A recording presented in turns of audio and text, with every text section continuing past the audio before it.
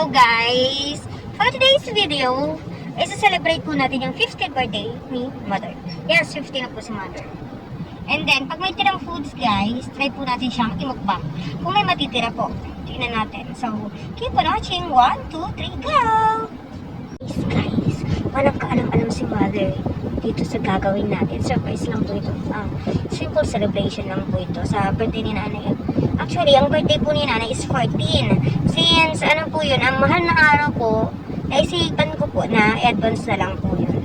So, keep on watching guys. 1, 2, 3, 4! Hello guys!